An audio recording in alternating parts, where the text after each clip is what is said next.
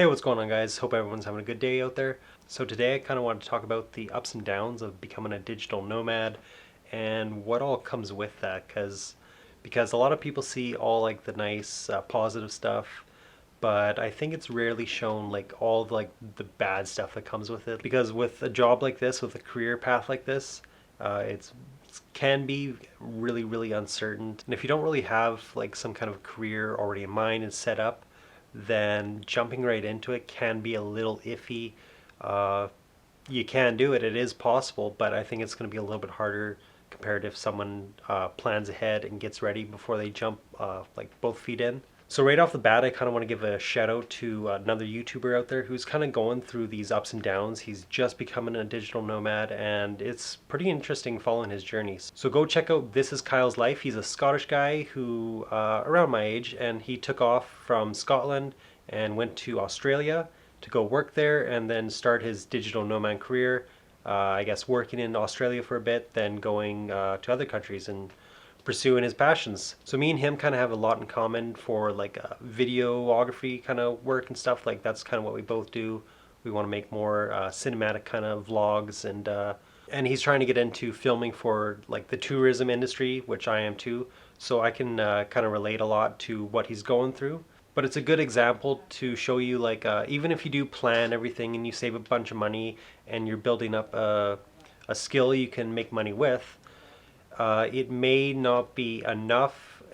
You may not make enough in time, and you may run into a problem that he ran into where he pretty much went flat broke because he's in Australia backpacking around, and Australia is, I believe, one of the most expensive countries in the world to travel.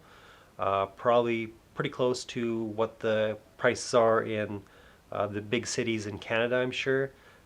Vancouver, Toronto, I'm guessing are just the same price. So I know firsthand from like traveling Vancouver that it is extremely expensive, and I spent a lot of money just backpacking around. And another reason why I wanted to point out the YouTuber This Is Kyle's Life is because he has a really great attitude that you guys should check out. And this is the kind of mindset you have to have. Like he hit rock bottom. He was working at the time, like he did have a job, but everything he couldn't get to the job. But luckily, everything kind of worked out. He got paid from his job, it sounds like, and he's back at it again. And that is what you have to do. You have to like, even if you do hit rock bottom, you just gotta keep going. You gotta keep going. If you don't, then it's never gonna happen. But if you keep going, then the possibilities of making it happen just keep rising and rising, and that's really the only way you can do it. So if there's any aspiring digital nomads out there, I'll give you guys some tips and pointers that might help you along your way. So if you're becoming a digital nomad, that kind of means you're going to be leaving your country from most likely the West and moving to a country that should be cheaper. So I can kind of see why a lot of people go to Australia to go try to find work and do like backpacker thing, because I guess it's pretty easy for us Commonwealth people from like the UK colonies to go there and work. So if you're kind of going there to go work and like let's say go do a physical job, then I'd say yeah, it kind of makes sense because you can find a good paying job and there should be a decent amount of them. And I've heard work is pretty good there. But if you're going there to chase like a digital nomad dream, then I think it's kind of best to stick to cheaper countries. So I'm talking like Thailand, Cambodia, Philippines, uh, Vietnam. And the main reason why you'd want to go to those countries is because your dollar just goes a lot farther. So if you're going to places like UK or Denmark or Vancouver, Canada, or cities in America, it's just going to be a lot more expensive compared to traveling Southeast Asia. And a good reason why you'd want to be in the Southeast Asia, like digital nomad kind of countries like Philippines, Vietnam, Thailand, is because there's a lot more digital nomads there that you can kind of collaborate with and grow and learn a lot more tricks of the trade. So another tip I'd give to you guys is before you take off on your digital nomad like dream and trying to pursue it to make it happen, I would say before you go do it, make sure you have that skill that you can make money with. and make sure it's good enough to make money with before you actually try to pursue it 100%. But I think this also depends on like how much savings you have. So let's say you have like $4,000 savings and you take off and you don't really know anything about let's say building a website. But your plan is you want to learn how to build websites, and then you want to start doing that for work. So let's say you go do that, and then you're spending your money while you're learning, and but maybe by the time you're able to start making money with that skill, maybe your money is already run out, or you know, problems occur. So that's why I kind of think it's important to have your skill before you go chasing the digital nomad dream. Until I was pretty much like assured that my skills are good enough that I can make clients happy, I can go do this for a living and make decent money.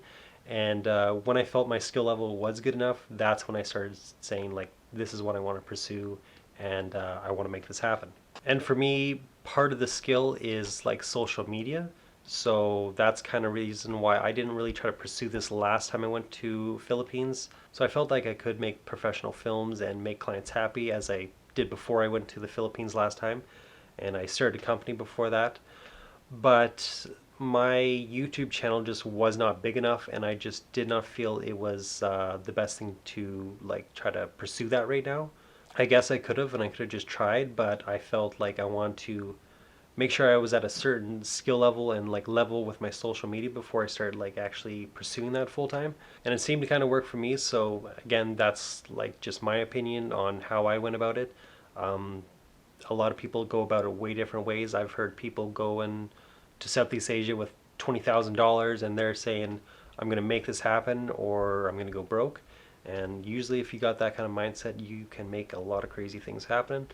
And yeah, a lot of people just go off and they're like, I'm going to go get a skill and start working in Southeast Asia and work online. And you can do that.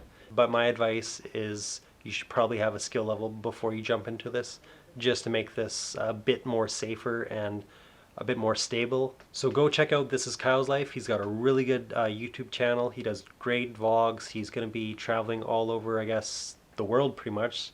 He's in Australia right now, and so go check his channel out. It's pretty damn good. I'm going to be probably doing a bit more of these digital nomad kind of vlogs or talking head videos, and get some more information out there for you guys who also want to kind of pursue this kind of career path. So until next time, guys, peace out, stay safe, and check you guys later.